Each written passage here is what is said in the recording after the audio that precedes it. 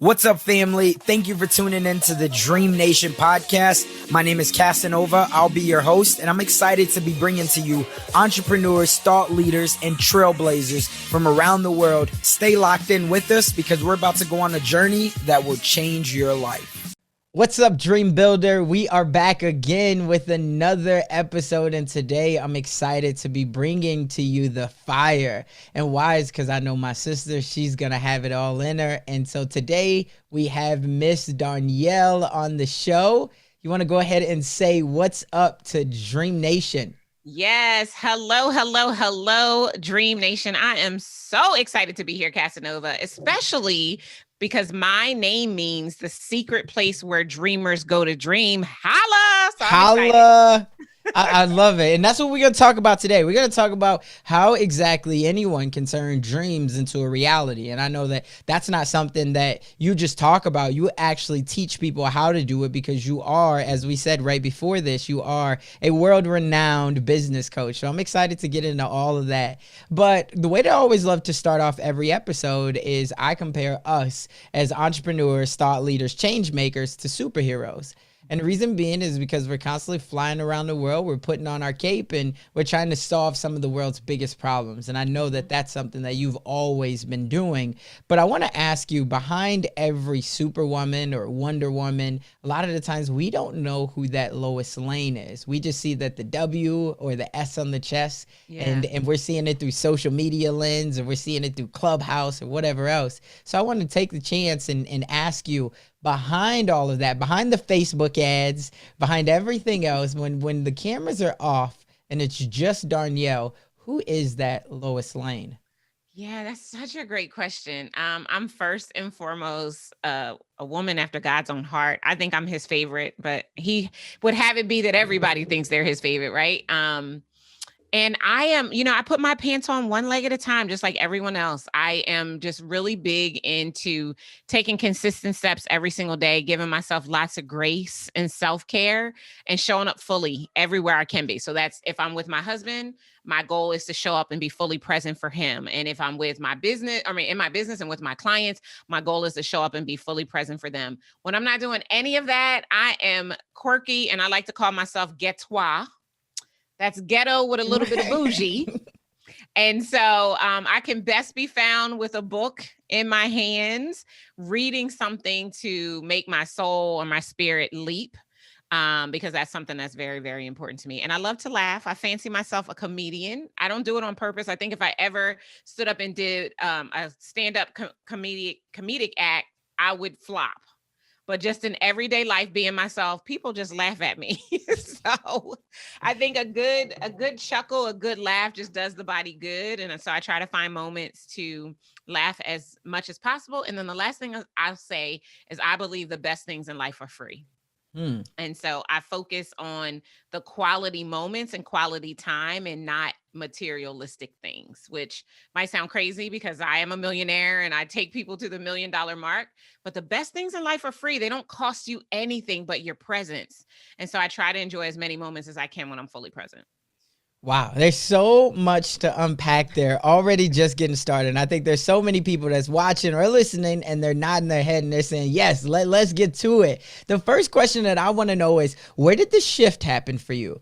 Because when you speak now, you command a room, a stage, a podcast.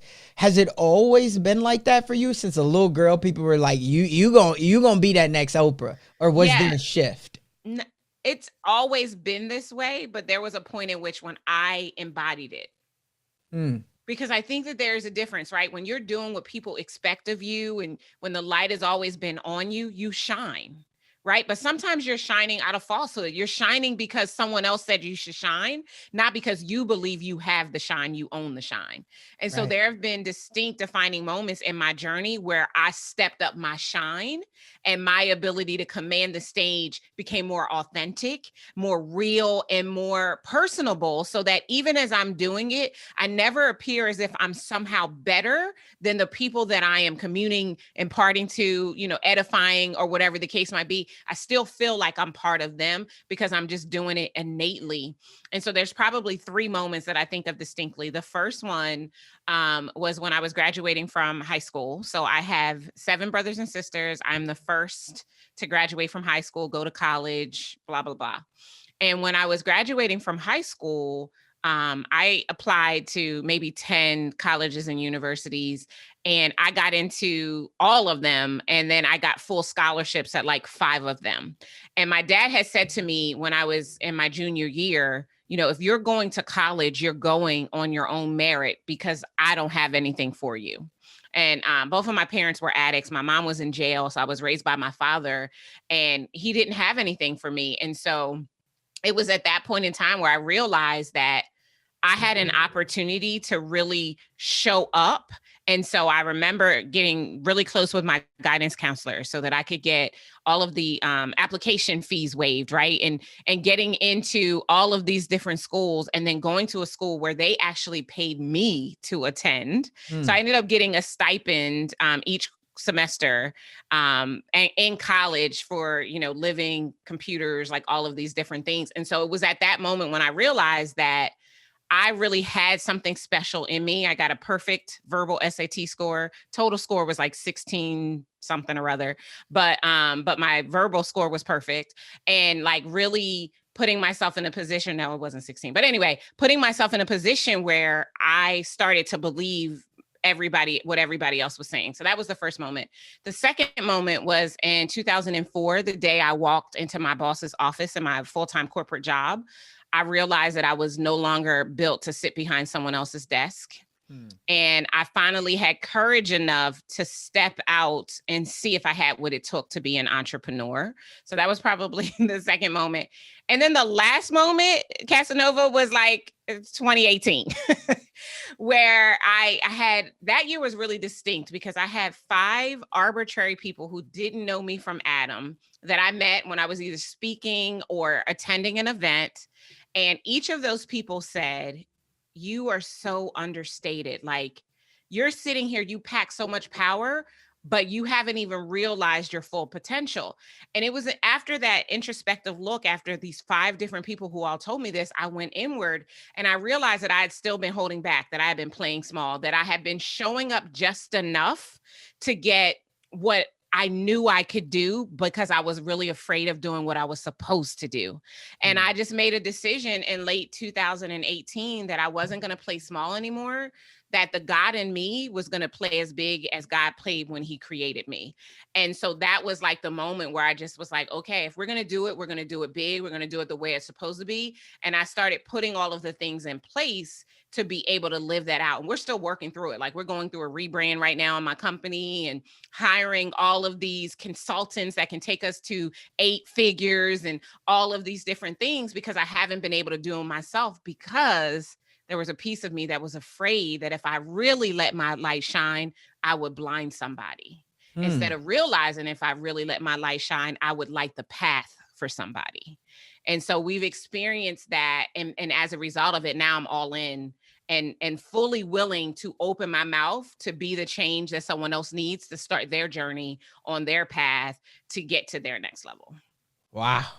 That's a whole masterclass right there.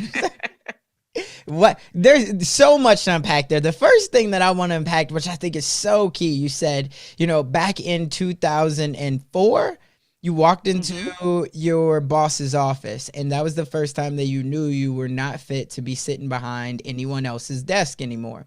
Now, I think that's very impactful, and the reason being is because somebody else heard that, somebody else felt that and says, I got to go back to my boss's office on Monday or tomorrow, or maybe this is the lunch break, I'm listening at this right now. Yeah.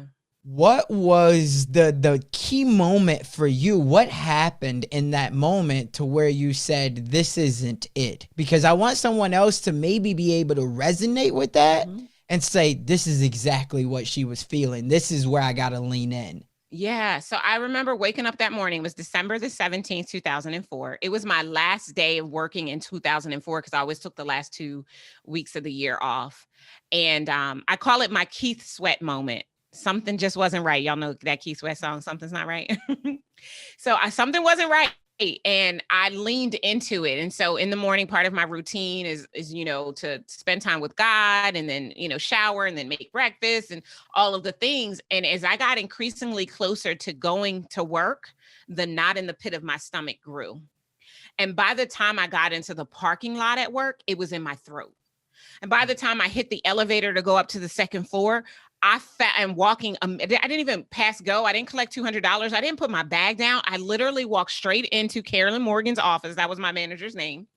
And out of my mouth flowed what I had been feeling since I woke up that morning. And so I literally just said, today's my last day. No letter of resignation, no plan at all. And she's like, well, what are you going to do? I don't know. But I do know that I'm no longer meant to sit behind someone else's desk, and I'm going to go and I'm going to figure it out. And immediately in doing that, not only did the lump dissipate completely, but my body felt fluid. I felt light. I felt airy. I felt like I had, for the first time in a long time, made a decision that was going to seal my next step, right? What I was supposed to be doing, even though I didn't have a clue what it is. And I don't necessarily advocate for anyone trying this at home. Like, don't be going in your boss's office to quit your job if you ain't got no backup plan. Like, don't do that. Don't do that. No. What I want you to do instead, if that's how you're feeling, is I want you to create a transition plan, right? How much money do you have saved? Like, what does it cost for you to live a month? How many months of living do you have so that as you begin the journey of building this business, you've got something so that you don't have to worry about the money? Because what you don't need is to be trying to figure out the strategy and worrying about the money at the same time. It's counterproductive, and it's going to only delay your ability to get to where you want to be, or it's going to find yourself in a position that you don't really want. I did at the time have about $250,000 in liquid that I could, expend to kind of play with, which made a difference. But I would not advocate for anyone to do that, because I blew through that money, Casanova, so fast, and ended up finding myself having to file bankruptcy, which in case we don't get there, I'm just going to bring it up now, because it took longer than I thought to really get my own business established. And so I started, while I was trying to figure out what I wanted to do, selling Mary Kay. And I became a sales director, and then I became a pink Cadillac sales director. I did all of the things. And then I found myself in that same Keith Sweat moment, or I call that my Britney Spears moment. Oops, I did it again. Like, I had traded one desk for another. And so while I wasn't sitting around behind my corporate desk, I was sitting behind Mary Kay Ash's desk. I was living and promoting someone else's brand instead of living and promoting my own. And so when I realized that was when I took the steps to start my own company. And I did. I floundered and flustered, and it was really, really bad. And it got really bad really fast. And I ended up having to go back to work for 2 years and figure this whole entrepreneurship thing out, because I was clear that I was not meant for employment, but I was also clear that I needed a bridge, right? And that bridge had to be employment, because I had grown really partial to my car and my house, right? Right. I didn't want to live on the street. And so, I kind of did what I had to do, and I became a student and studied to show myself approved, so that when I came back out into full-time entrepreneurship on January 1st, 2011, I would never go back to work for anyone else. And here we are some 10 and a half years later, and we are still a full-time I'm still a full-time, actually, I'm a CEO now because I have employees, and I run $1 million company, and we're, starting our ascent to the 8-figure mark, and which is just phenomenal and amazing. And it's just, it's so phenomenal. So powerful. Well, I'm proud of you for setting that date, because for a lot of people, getting out the first time is hard, but then having to swallow your pride, be humble enough to go back and say, hey, but here's what I'm gonna do. I'm gonna set another date and I'm getting out again. Right. Yeah. And then you're out, and that's what it's always burning the boats to say, hey, it has to work. Like, that means that it might take 4 times. It might take 5 times. But whatever it is, if my dream is to not be able or to not have to sit behind a desk, I'm going to make that happen before the end of my time is up. Yeah. And so I'm sure somebody else is smiling ear to ear and been like, yo, that's phenomenal. For you, do you think that the reason why you didn't make it in the entrepreneurship world the first time was because you didn't have the right environment, or was the environment there, you just weren't receptive to the information that was being given to you? That's a great question. You know what? I thought I knew it all. Honestly, like I didn't. I had come off of my Mary Kay experience where I got my first pink Cadillac within 5 months. I built my unit from 22 to 500 in 12 months. I offspring 5 sales directors. Like I was at the top of Mary Kay and decided to start this business. And I was naive enough to believe that it would be the same exact thing, right? The reason Mary Kay worked so well for me is because it was a proven marketing plan. All I had to do was work it. Well, when you're starting your own company, guess what? There is no marketing plan. There is no blueprint to take a look at because it's a brand new thing. Like you don't even know if what you are intending to sell to people, people actually want to buy. And I made the mistake of not doing market research. I literally said, this is what I want to provide to the world. I started to create it. And when I was finally ready to share it with the world and put it out there, no one wanted it because it was what I wanted, not what they wanted. Like I didn't know business 101, which I know now, which is find a problem or find a need and solve it, right?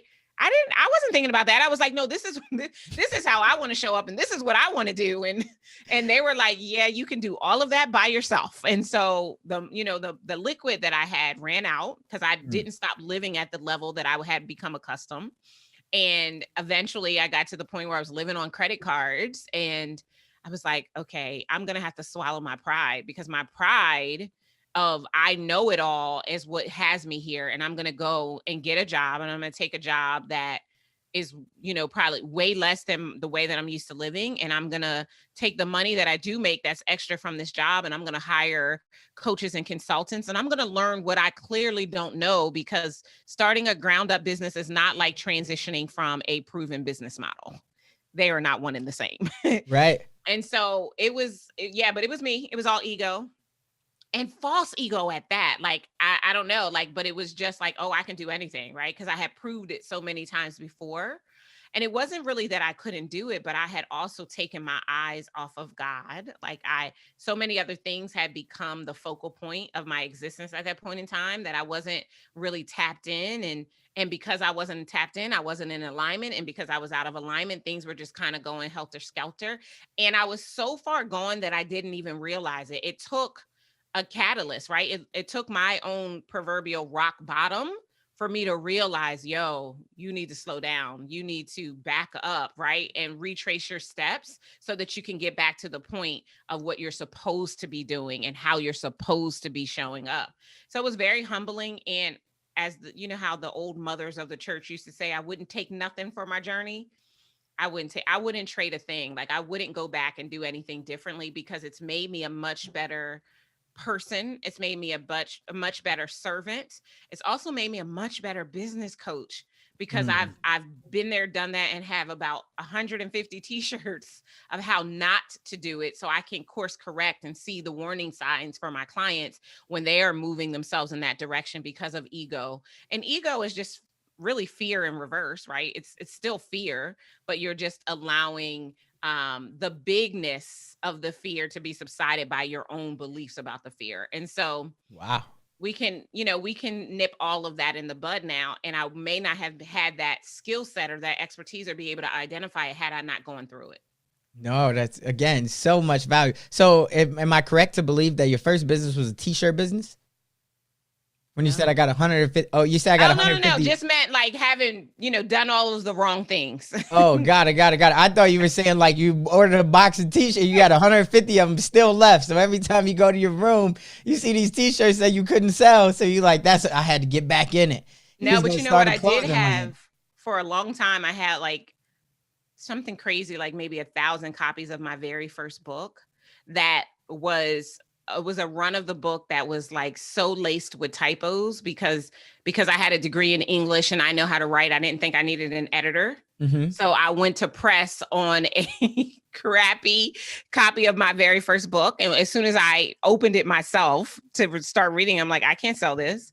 So for a very long time, I had 1,000 copies of these books because I think big, right? Right. In my garage that I never sold. So I just wasted money, then ended up having the book edited, reprinted it so that I could actually sell it to people. So that's another thing that was a reminder of when you try to let your ego lead, this is what happens. Instead, bring yourself back down to earth and realize that everybody needs support, because if you could do it by yourself, it would already be done. Man, I love it. You know, when I hear ego, I always, somebody told me this a while ago, but I'm sure you probably heard it, but it stands for edging God out. Mm-hmm. Right. So whenever I hear ego now, and I'm thinking about it, I'm like, man, like, right, there's already a plan in place. You got to follow it though. And the moment Yeah, you start absolutely. to you go off, that's when all of a sudden the craziness starts to happen. You're like, why is this Absolutely. happening? It's like, get back on the route, right? The route's already there. You got to run the route and you got to trust it.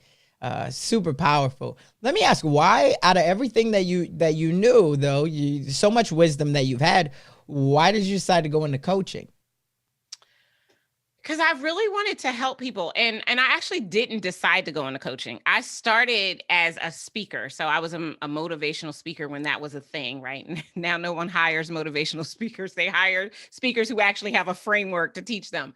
But I just started telling my story because I do have a really, really impactful story. And so that was my first business, if you will, my first iteration. But what happened was I would come down off the stage and I would get paid, whatever I was earning back then, maybe $2,500 or $3,000 a keynote. And there was no more money after that, right? Unless I booked another speaking engagement. And so I was really in this hustle and grind because I had to live from speaking engagement to speaking engagement in order to meet my needs. And so then I just started thinking. So first it started as a thought, right? Like, what would happen if I had something other than my book to sell when I came down off the stage? Because a $20 sell to, a couple hundred people, that's not really, getting us to where we really want to be. And so then I started thinking, well, what could I do? Like, what do I have experience in that I could easily translate it? Now, one of the cool things, and I didn't put two and two together initially, but when I worked in corporate America, I got a coaching certification. So the company that I worked for put all of the managers who were managing the efforts of others through coaching certification. It was just as coaching was becoming a thing, right? In the late 90s. So I had this coaching certification. I had the skill set. And then I know business. So anytime I've done anything in business, it escalated really, really quickly. And so as I'm tired of earning $2,500 to $3,000 a pop and traveling a lot, like I was doing so many dates, living on an airplane out of a suitcase, constant ear infections, like my quality of life sucked and I was still broke. I was like, there's got to be another way. What would happen if I started, I think it was consulting first. What if I started consulting people, right? So I started doing one-off consulting gigs. But the problem with that is that I quickly became the bottleneck, right? Because it's like you only have so many hours in the day. There's only so much money you can make. And so then I read an article or blog or whatever it was at the time, and they were talking about coaching and group coaching and coaching programs and how you can take what you do as a consultant and you can teach multiple people it over the same period of time and really expand your payday. And I was like, I'm going to try this. And so at the time I have 5 individual clients that I felt like a broken record. I was literally every call saying the same thing to every single person. And so I was like, if I'm going to say the same thing to every single person, shouldn't I be saying it to them all at once? So I said to all of them, it's like, hey, we're going to pilot this group program. You're not going to pay anything different. We're just going to roll you into it and we're just going to test it out. And they actually loved it. They loved being able to see other people because they didn't feel by themselves in entrepreneurship anymore, right? They felt like they had community and all of those things. And it was a hit. And so that is what ended up happening, right? So now I have this coaching group. I started to solidify my framework, which I still use to this day. And as a result of the solidification of all of that, I started to be able to, turn that over into larger groups of people that I was working with and getting to a specific result at one time. And so that's kind of how it morphed into coaching. But to answer your original question, the reason why I love coaching is because of the transformation. Just this past week, at the time of this recording, I was in St. Louis with one of my clients. So I'm doing my second docuseries, and this one is called Move to Millions. And so our first one was all about me, my personal story, and who I am and all of that. This one is all about the business and our goal to move the business to 8 figures. And so as a part of it, we're doing these case study videos with select clients that are on the trajectory of moving their business to the $1 million mark. And so we were in St. Louis with one of my clients who's actually been working with me for 6 years. And my video brand strategist asked her, have you ever thought of a time of what your life would be like had you not hired Darnyelle? And she started to cry. And she said, no, I haven't thought about it. And B, I don't want to think about it. My whole life is different as a result of coming into her space. That's why I do what I do, for the life change that people will experience. They come to me because they have a problem in their business, but what they leave with is they're a better spouse, a better parent, a better citizen. They're a better human. The transformation is just, it's ridiculous. And I get to be a catalyst of that. Like, I won't take all the credit for it because of course they have to take personal responsibility and God has to show up and all of that.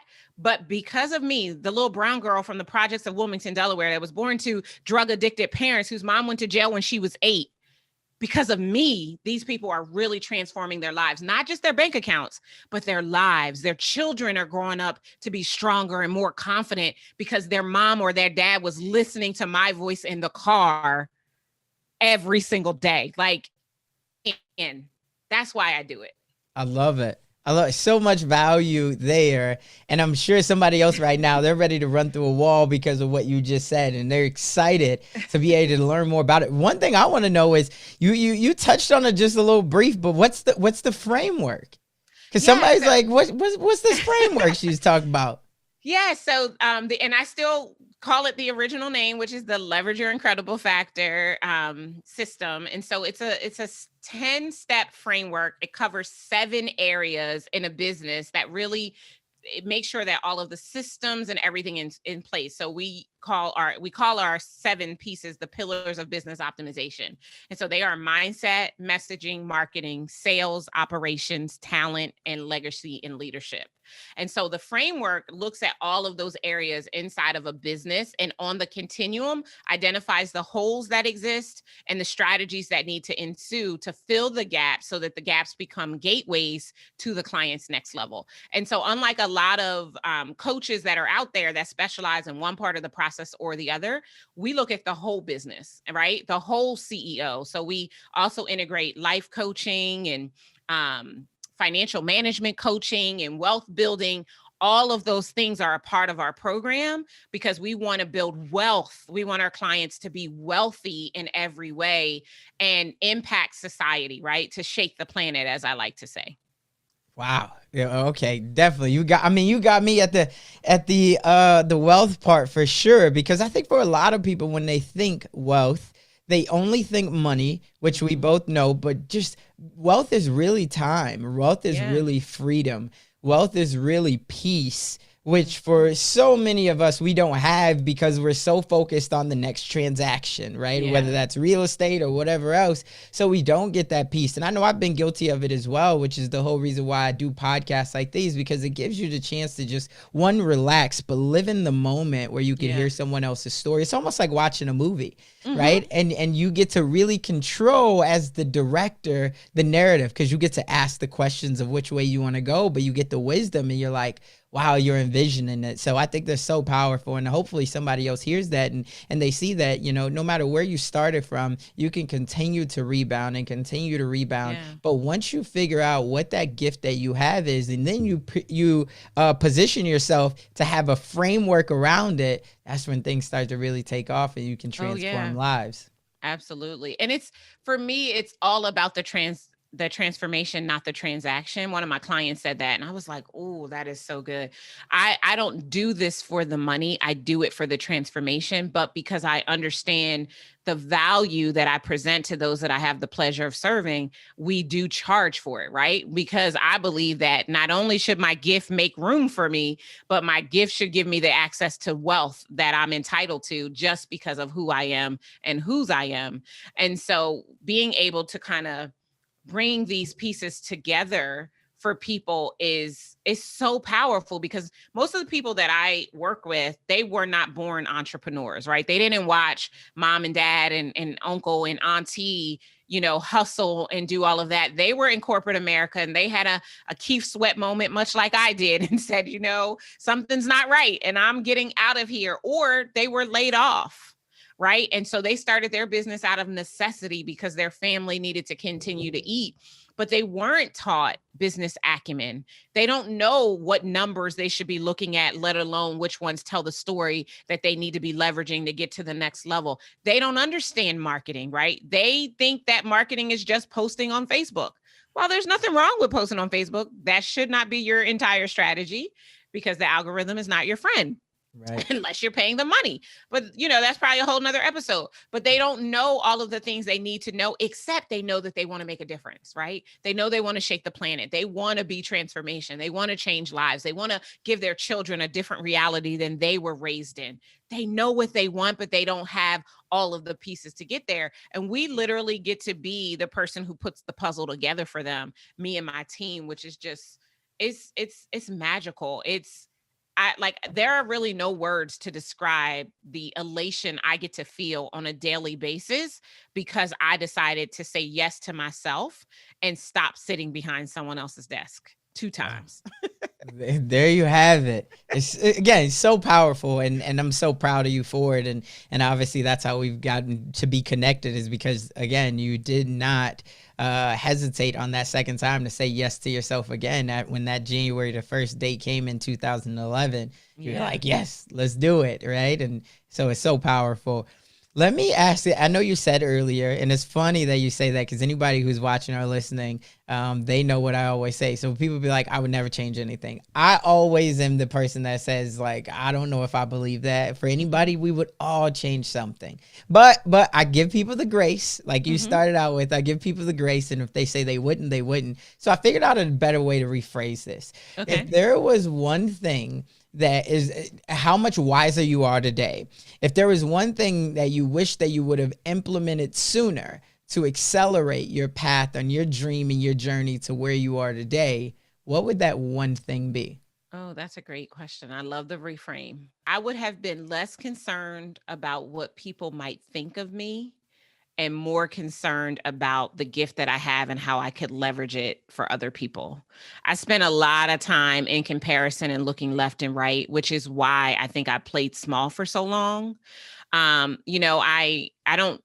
tell my story all the time, but I don't necessarily talk about this piece of it. I had severe abandonment issues because my mom went to jail, but it was during my 8th birthday party that the home was raided and they took her to jail.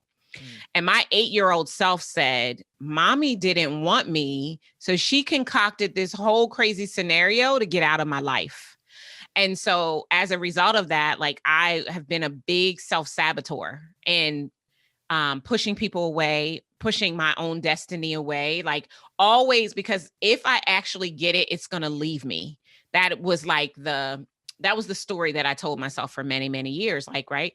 Like it can't be that easy. Like it's going to come and then it's going to leave. And so it's almost like I was always waiting for the shoe to drop for a very long time inside of my business. And if I were to go back and knowing what I know today, I would have known that that was just a distraction.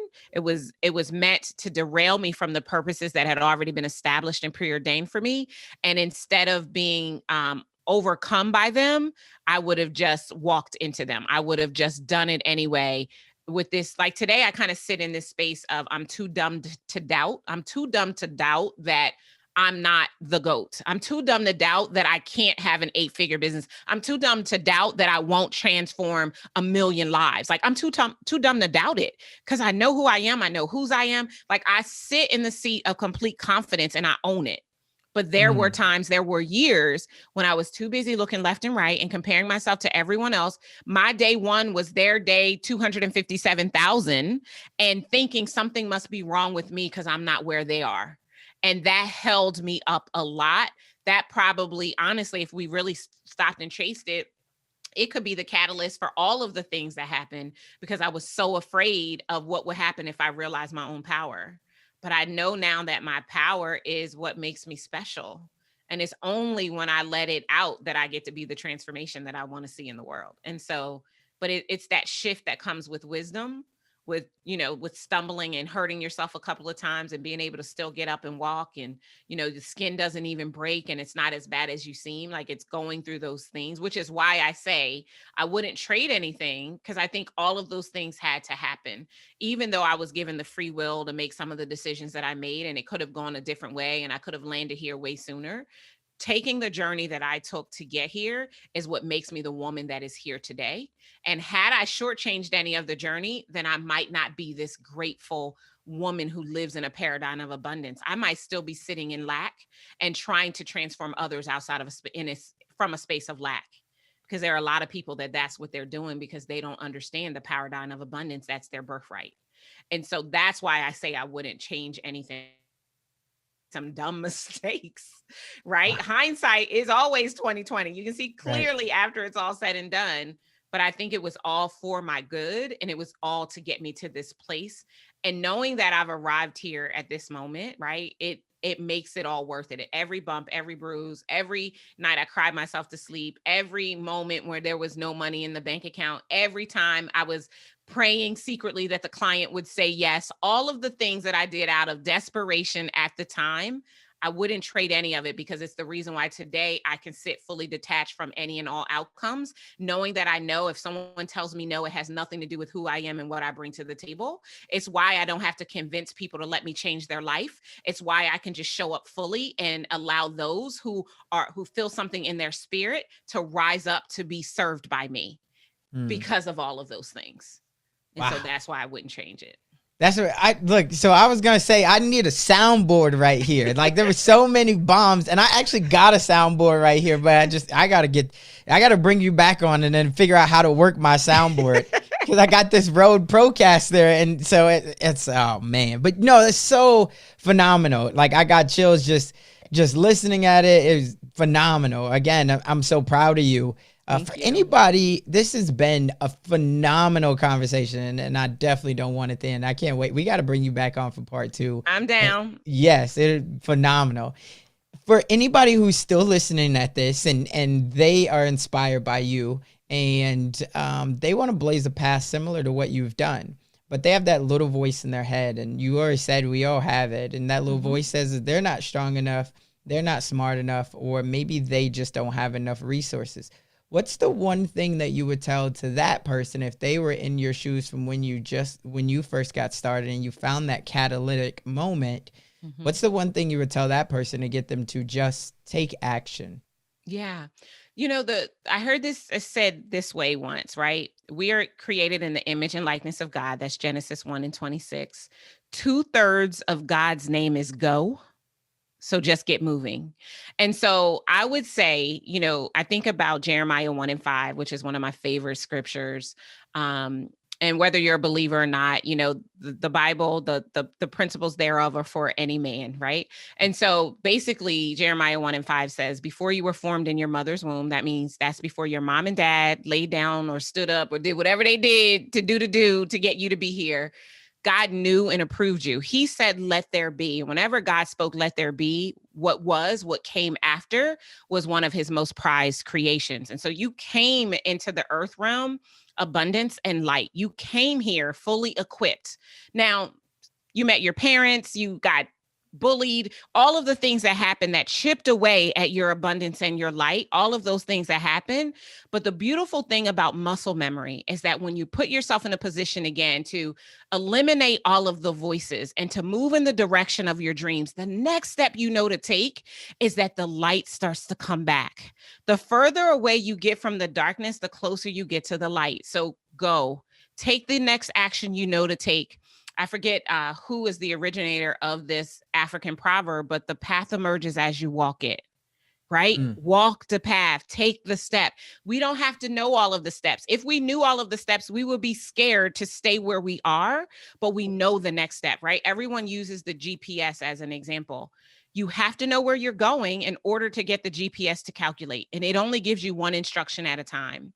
Right. So get clear about where you're going and take the next step you know to take. The path will emerge as you walk it, and each step will be called out to you, and who you need at that step in order to execute that step will be made available to you if you keep going. So 2/3 of God's name is go, so go.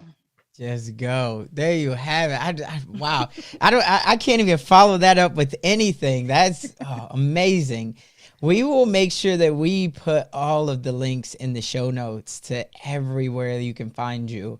But for anybody who wants to stay connected with you, tell us, where can we find you at?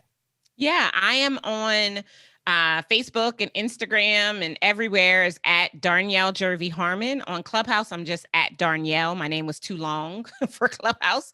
So just at Darnyelle. Those are probably the best places to get started. And then from there, you'll have the opportunity to join my group on Facebook, Move to Millions, or my club on Clubhouse, Move to Millions.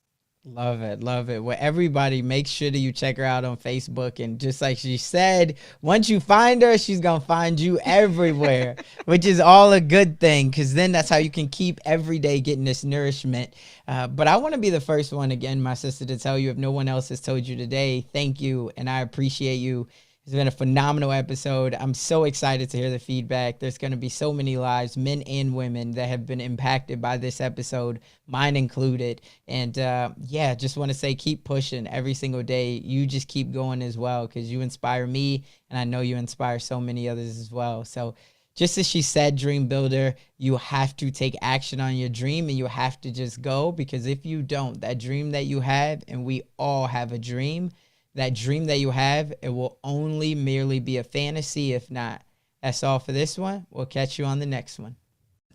That's all we got for this episode. Thank you for sticking around. That truly means a lot to me, and hopefully that means that we delivered massive value on this one. If you haven't already, the way that you could say thank you to myself and the team is just by heading over to iTunes and leaving a review and a rating. That's what iTunes loves to see. That's how we get out there even more. And I would definitely be grateful for it. I know the team would as well. Do me a favor and head on over to dreamnationpodcast.com. That's where you're going to be able to find all of the resources that we talked about in today's episode, as well as more exclusive content. And you'll also be able to sign up to our email list, where we have more exclusive content. And we always love to hear the feedback from you all, because you're our tribe. So remember, in the dream we trust. We'll see you on the flip side.